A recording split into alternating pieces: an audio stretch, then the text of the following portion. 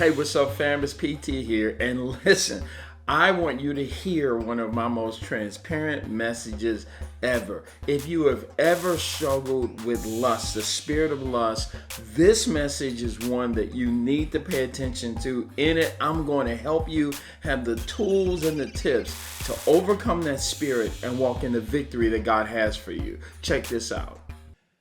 You know, years ago, I'd say I was about 16 years old, wasn't a Christ follower.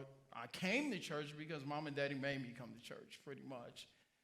And my mother struggled with the bipolar disorder and schizophrenia.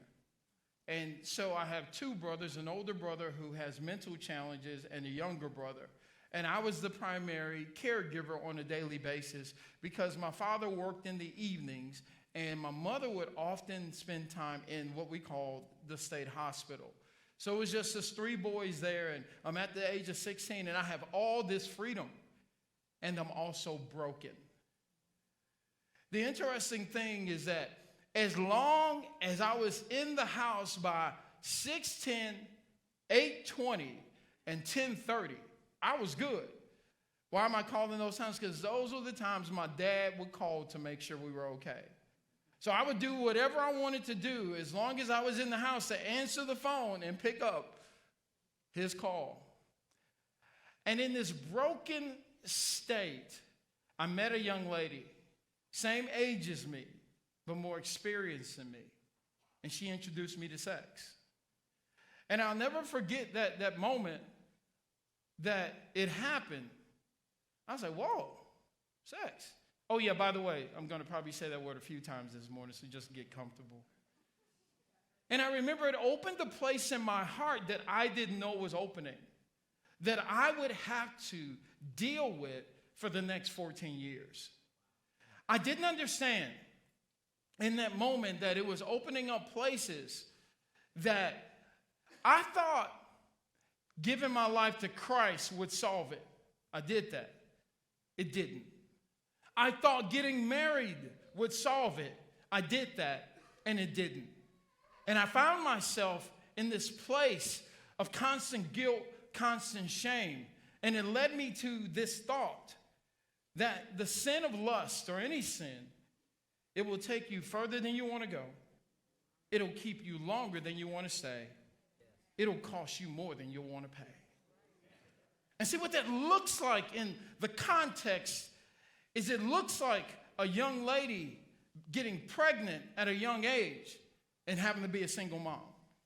What it looks like is a young man getting a young lady pregnant and having to pay child support for years. And it looks like a marriage falling apart because the husband or the wife couldn't control their lust, and now their kids are being raised by somebody else. See, God didn't set the parameters to control us. He set the parameters to protect us from pain. And when we understand that lust has the ability to cancel out our highest potential. So today, I'm not talking to unsaved people. If you're unsaved in this room, we'll deal with that later. Oh, I'm coming into the bedrooms of everybody that says that they believe in Jesus and that he is their Lord and Savior. Because what I've learned is this: your purity protects your purpose. Your purity protects your purpose. And today I want to use a case study, a gentleman by the name of Samson. If Samson was in our context, Samson was a judge back in the day. If Samson was in our context, we would call him Judge Samson, like Judge Mathis, Judge Judy.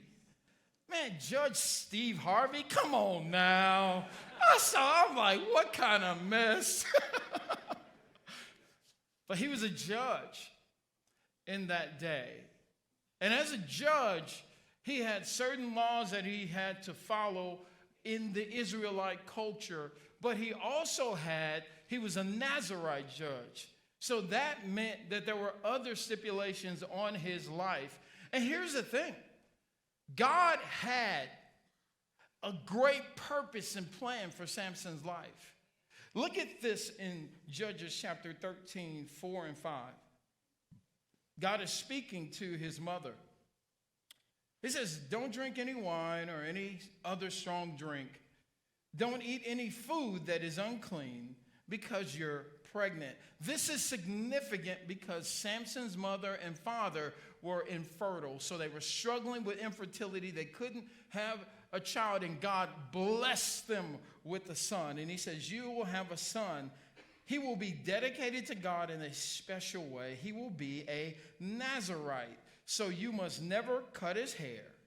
He will be God's special person from before he is born. He will save the Israelites from the power of the Philistines.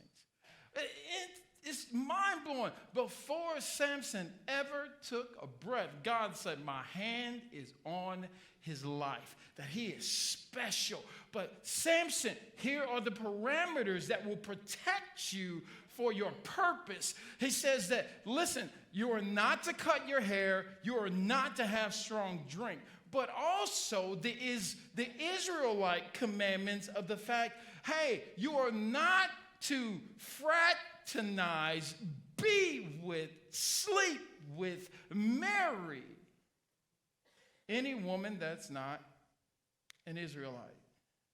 And what you'll see in his life is he did all that. And what I found is this: God has a purpose and a plan for your life. And it's a possibility, not a promise, based on your obedience. That when God says, I have a plan and a purpose for your life, he is saying, this is my design for your life if you walk in obedience to me. So it's not automatic.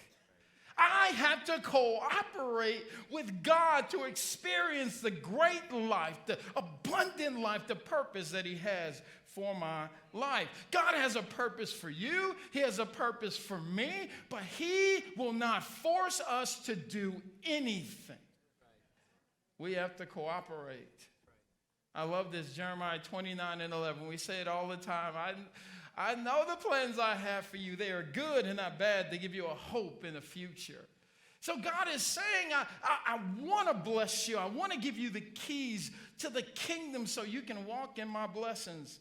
Listen to what Luke 12 and 13 says. Fear not, little flock, for it is the Father's good pleasure to give you the kingdom.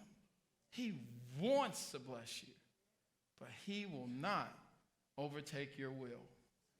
He gave us the power of choice.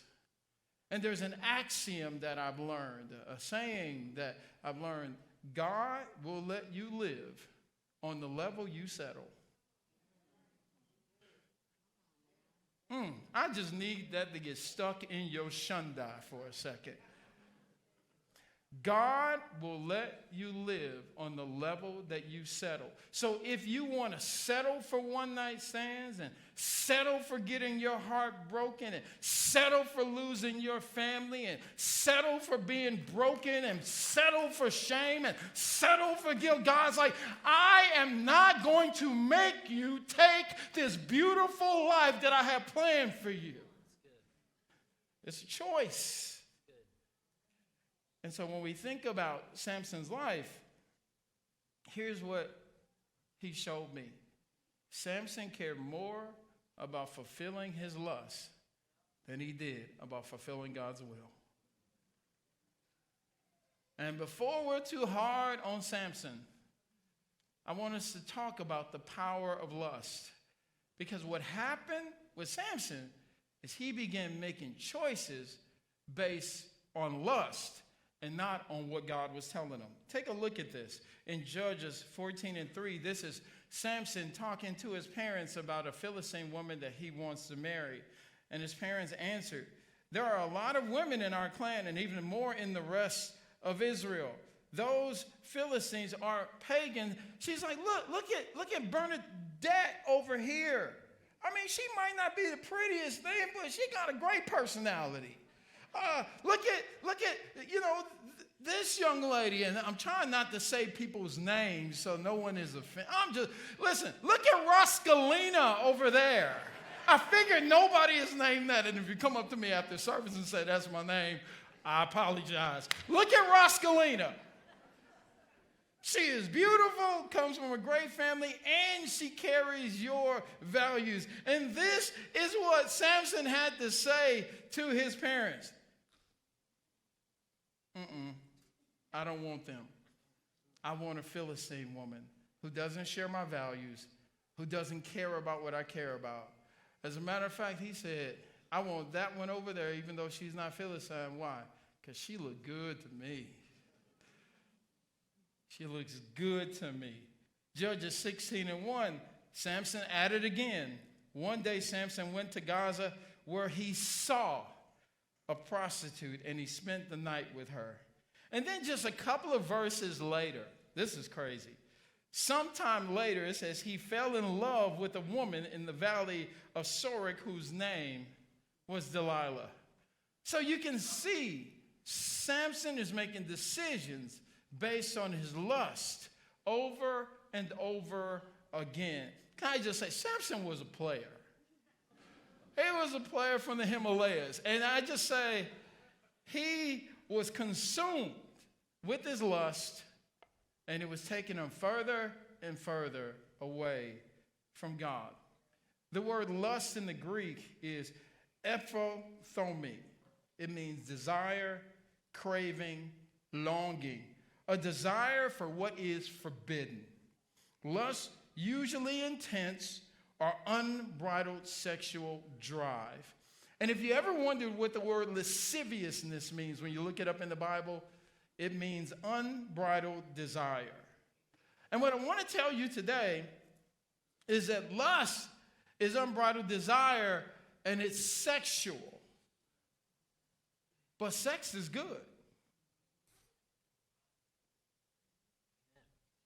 You don't have, I get it.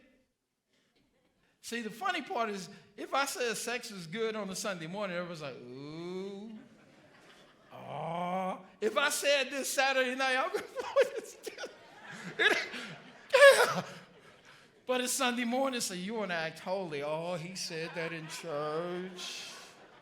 No, sex is good because God created it. God created sex. You look back in the book of Genesis, he created sex. Why? He created it for reproduction, and he created it for pleasure. So in this, God created sex. And then God, since he created sex, he gets to define the context where sex has the greatest blessing. And he says that sex is between a man and a woman in the context of marriage. And here's the thing. Lust has perverted what God has created as good. And this is what I hear, because I get to hear some stuff as a pastor. But Pastor Tony, I love her. She loves me. When I wake up in the morning, I think about her. I see her in my Cheerios in the morning. I see her. I see him in my pizza at lunchtime. It has to be love because I'm so passionate about being with him. After I want to just say shut up, but that's another.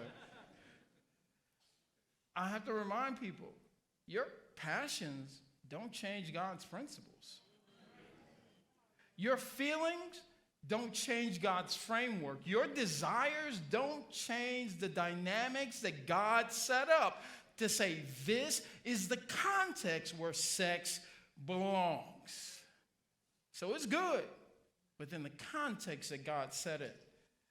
And God created the principles, the framework, and the dynamics to not only protect your purpose, but to protect you from pain. Because when you step out of this, you are setting yourself up for pain. And pain may not come today, but to consistently live out of the principles and framework of God, pain is coming. And he wants to protect you from that. You know, in Solomon 8:4, it says, don't awaken love before it's time. And Solomon is warning, don't open this can of worms. Don't do this before it's time, because it's only going to lead to disaster. You know, when I think about the power of lust, I begin to do some research on the science of lust, because there is a science behind lust. And in this science of lust, it talks about like these stages of lust. So lust has stages. So let me help you put on your school hat for just a moment. You know, when you like somebody, because it's okay to like somebody. It's great to like somebody. I liked Angie before I loved Angie. So liking somebody isn't the issue. It's lusting that's an issue. And lust has to do with sex. And so lust is this place where your desires are just wild. They're just everywhere. And you just see you're at the mall and you see the person, or you're in the lunchroom, or you're in the office and you see the person and you're like, ooh, wow, I really like their personality. I just love the way they do. You haven't even talked to them yet. You've just seen them. That's code for, ooh, I like the way she shakes it. I like the way he carries it. Because you don't know. I told you I'm coming to the kitchen, the bedroom, the living room today. We got to be real in this. And you've now developed this mindset around this person. And when it goes from just liking a person to sex, it's lust. It's lust. And you move from this, and this is where your testosterone as a man is engaged and your estrogen as a woman is engaged. And do you know that God set this up so that we would be attracted to one another to make children, to reproduce? So it's God's framework of our being attracted to one another, but we've allowed lust to turn it into something else. And then there is a second stage, and this is called the attraction stage. This is the funny stage. This is the stage where it's like, oh, I just love them so much. When I go to bed, I think about them. When in class, I can't focus. At work, I can't focus. It's at night when you get off the phone and you're like, okay, you hang up. No, you hang up. No, you hang up. No, I don't want to hang up. And then both y'all end up asleep and nobody hung up. And you're like, that's love. We love each other, and the affections are so strong. And what happens in this state a lot of times is you isolate yourself from the rest of the world because all you want to do is be with this person. And what happens is scientifically there are these chemicals in your brain called dopamine. Dopamine is engaged in your brain. And it creates a place of obsession. It creates a place where you're like, all you can think about is that. All you can think about is being with that person. And when you're in lust and attraction, what ends up happening is dopamine it's like the reward side of your brain. You're high on love. And it impacts your decision-making ability. So here's another chemical, the chemical of serotonin. And serotonin is your reasoning ability. It is the thing that allows you to capture your moods and not act on everything. So here's the challenge when you're consumed by lust, is that lust makes you feel high with dopamine. Serotonin is low, and that means your judgment is compromised. You wonder when you marry this person after knowing them a short period of time that they were awesome and they couldn't do anything wrong and they were perfect, and your mom and them was saying, he crazy, and your uncles were saying, she's crazy, and you couldn't see anything that they were saying. Why? Because you were so doped up on dopamine that you couldn't see anything. Then you marry them, and a little while into it, you're like, I didn't see this. I didn't know this was there. Oh, it was there the whole time. You were too high to see it. And here's the thing. Dopamine in the brain is the same chemical that's activated when someone takes a hit of cocaine. And what they end up doing is they end up going, hey, she didn't want to rob a liquor store to get high. She didn't want to hurt anybody to get high. The feeling is I'm chasing the high. And as I chase the high, I'm willing to do things that compromise. Oh, I'm talking to somebody. I'm willing to do things to compromise my values, who I am, just to get another hit. And lust works like that. See, remember, clouds your judgment. Judgment is clouded. Discernment is crippled. You can't even pick right. You can't choose right. You can't make the right choices. That's why Solomon says, hey, don't open this up before it's time. Because if you do, it's going to lead you down a path that you don't even want to go, that's going to take you away from your purpose and open you up to pain. I was thinking about this, and it's funny. In Christian circles, this is called the stages of lust. In secular circles, it's called the stages of love. So the world sees this totally different than Christ followers see it. You know, years ago, I was talking to a young man, and he was away at college, and he called me. And he said, my girlfriend is pregnant. And he's a Christian, loves God with all his heart. But he was calling me, he was devastated. He was devastated. He said, how could this happen to me? I said, well, did you have sex with her?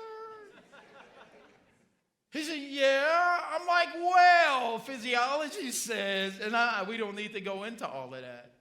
No, he says, no. How could this happen to me? He's like, I've received prophetic words about what God wants to do in my life. I've received words from God on my purpose. How could I end up having a girl get pregnant when God has all this purpose for me? And I told them, young man, if you believed in the purpose as much as you did, you were protected with your purity, because your choices open the door for the enemy to come in. And you can have all the purpose in the world. Your parents could be rich and they can be poor. You could be well educated and no education. Lust knows no socioeconomic standpoint, knows no race, no ethnicity, no country. Lust is a spirit that will dominate and destroy the lives of everybody it gets interest into. And if we are going to deal with lust, we got to protect our hearts. Lust gains its entry into our lives through our hearts. And I love the way that Solomon puts this in Proverbs 4:23. This is out of the NIV. He says, above all else, guard your heart, for everything you do flows from it. Then I want to go to the NLT, and I'm going to read 23 through 25 out of the same verse. Guard your heart above all else, for it determines the course of your life. And then he goes on to say, avoid all perverse talk. Stay away from corrupt speech. Look straight ahead. Fix your eyes on what lies before you. Mark out on a straight path for your feet. Stay on the safe path. Don't get sidetracked. Keep your feet from following evil. Because what we don't understand is that sometimes we treat our heart like trash. And we don't guard it from the elements that could cause us to be jacked up and away from what God wants. You know, in the Old Testament, walls and gates meant something. In the Old Testament, walls protected a city. And gates were about access. The gates were set up to allow the right people in and keep the wrong people out. And I want to submit to you today that there are 4 gates to your heart that if you would protect those gates, lust would not be allowed to come in and dominate your life. The first gate is the eye gate. And look at what he says about the eyes. Look straight ahead. Fix your eyes on what lies before you. See, when I'm focused straight ahead, my eyes don't wander the same. They don't wander the same. Jesus talks about how the eyes are the window to the heart. And this is what that looks like. A few years ago, a friend of mine and I, that was a few of us, we came up with this method called the bounce method. And the bounce method worked like this. I'm walking in a space, I see a beautiful woman, because God has made beautiful people. So God would agree with you that this person is beautiful. And I see them and I walk. And out of courtesy, I say, hello. And I keep walking. I'm good. But when I have lust leading me, I see the beautiful woman, I'm like, hey.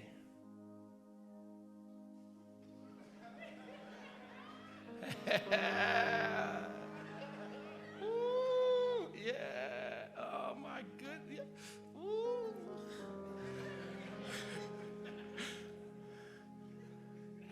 What happens is my eyes become fixed, and I now allow that into my heart.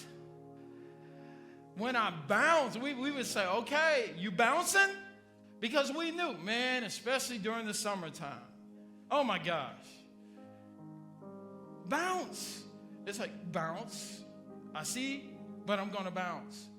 And what I've learned is that when I keep my eye gate right, I'm on Instagram, I'm on TikTok. And listen, you're innocently just scrolling, maybe, and you run across something. And it's like, oh, man, he half naked, or whatever it is to you. As long as you keep scrolling, you're good. But it's when you scroll back, whoa, wait, let me do that again. That's lust kicking off in your heart. And you're opening a place of your heart. And here's the thing. One-offs, we all make mistakes. But if you are consistently doing that, you are allowing lust to come in your heart. And listen, it's going to cost you more than you think. The second gate, it is the tongue gate. He says, avoid all perverse talk. And we don't think about this much, but death and life are in the power of the tongue. They're in the power of the tongue. And so when you are saying perverse things, when you're putting perverse things out of your mouth, you're actually allowing lust to come into your heart. And it will destroy you. The third gate is the ear gate. And this is the one that I think we violate the most. We listen to whatever. We allow everything to get into our hearts. Because I like the beat. I love the hook. Whatever that is.